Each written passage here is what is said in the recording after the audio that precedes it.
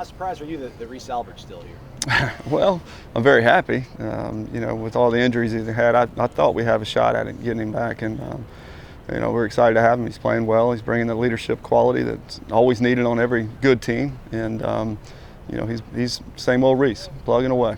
What's it like having? Go ahead. I mean, you've seen it firsthand. Everything he's had to go through. He's talked about how that just really changed who he is as a person. I mean, have you seen that, and what's it been like to see him kind of evolve and handle all that? Yeah, it's good to see, because we're, at the end of the day, we want our guys happy in life, and they understand how life works, and sometimes you're not going to get exactly what you want. And he's still got a chance to chase a dream, but he also understands he's taking care of it in the classroom, and he's going to be fine. He's going to be a great success in anything that he does. He talked about kind of how he thinks he can be an example of guys come in, think they're going to be here 3 years and gone, and things don't always kind of go according to plan. How much of an example can he be for kind of those younger guys? We've already started using it, and when recruiting. Look, this is a big-time institution that wants good students, and we want to make them even better. And that way you can have a job that you want to do for the rest of your life instead of doing something that you don't want to. And, Reese is a prime example, and we've had others. They're all everywhere. Education has got to happen. When you set out to craft this team and this roster, what were some areas where you truly felt you had to improve from what you had a season ago? Athleticism. We're much more physical, we're more athletic. The depth obviously needed to. We were in some pinches last year where we couldn't do anything. We couldn't make moves. We had to use pitchers.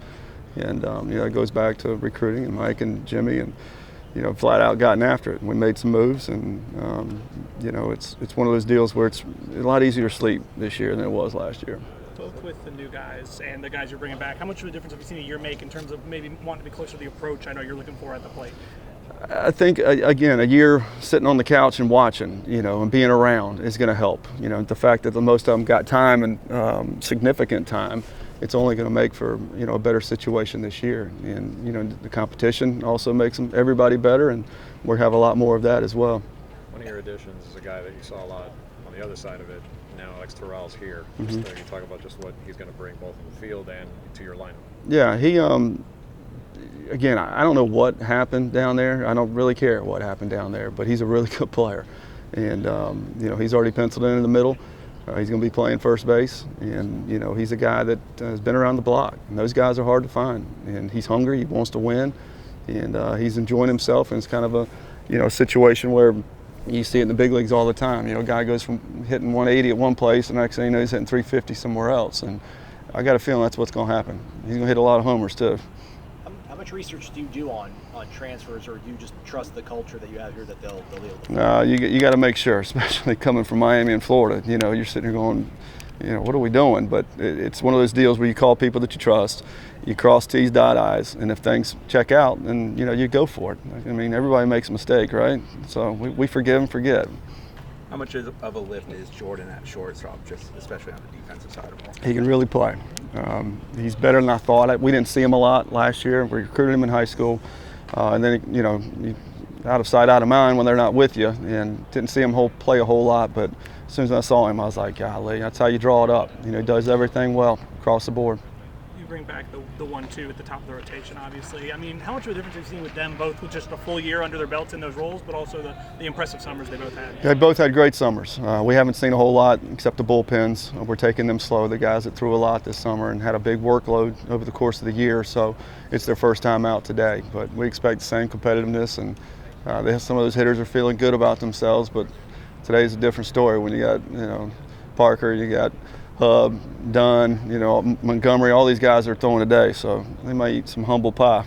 Jackson's a kid that threw for you yesterday. Just what does he bring to that mound? Yeah, he's special. He's got one of those fastballs, the Max Scherzer, the guys that can pitch up in the zone, high spin rate. He's got great extension.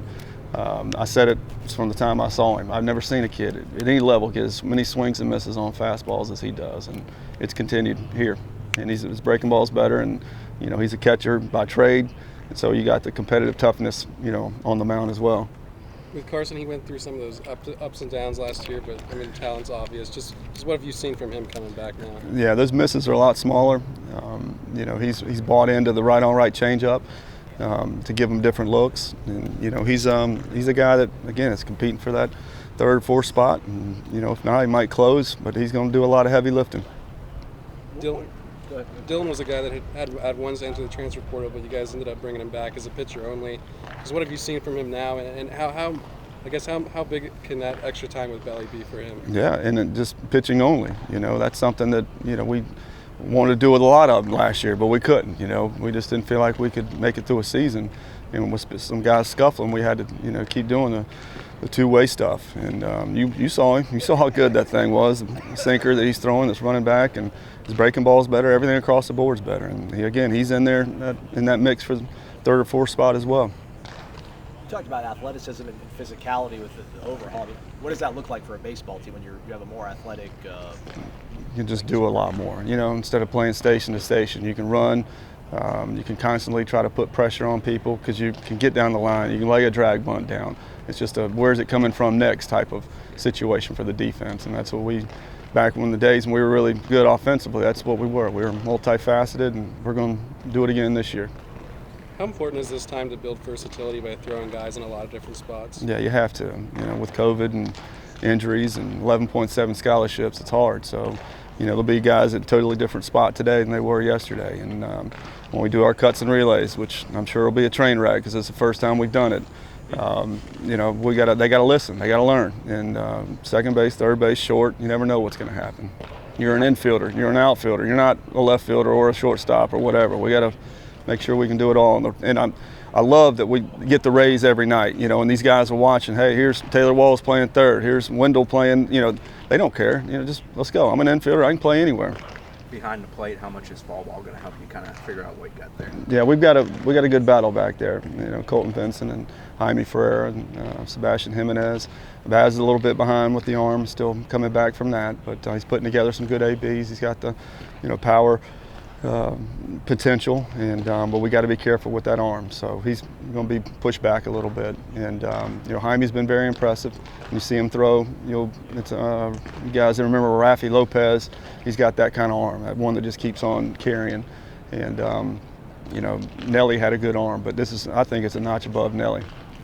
And Colton's improved, much improved. He's stronger. He's always been a tough guy behind the plate, but his body can withstand it a little bit better this go around. Nutrition and turnover has always been a part of college baseball, but how much has it changed, obviously, with COVID, and how long is it going to be this way? I have no idea. Nobody knows. How long they're going to give us a reprieve and roster size, and how many can be on scholarship. I know it's not going away. There's a backlog of players, and decisions have to be made by the NCAA, and I don't know when that's coming. We don't even know how many rounds are going to be in the MLB draft. So we're in a holding pattern recruiting because we don't know if these guys are going to be coming back or not. Because if there's 20 rounds, that changes a lot of things. If this team is successful, is it because you were a really good coach or because you're a really good general manager? Yeah, exactly. It's more about the Jimmys and the Joes than anything else. And there's a lot of people that have really improved their clubs, and we feel like we're one of them. With all those transfer additions, I guess, how nice has it been the standardizedness of the transfer portal and obviously the new rules that help guys get eligible? It's silly that we weren't allowing them for all these years to transfer. I mean, coaches can jump to another job, and the guys were locked in or go to a junior college or go down a level, and it never made sense. I think it makes some of these berating type of coaches, take a step back and go, wait a minute, I can't beat him up mentally anymore. He'll turn around and leave, and they should have an enjoyable experience. So I'm all for it. Is that good?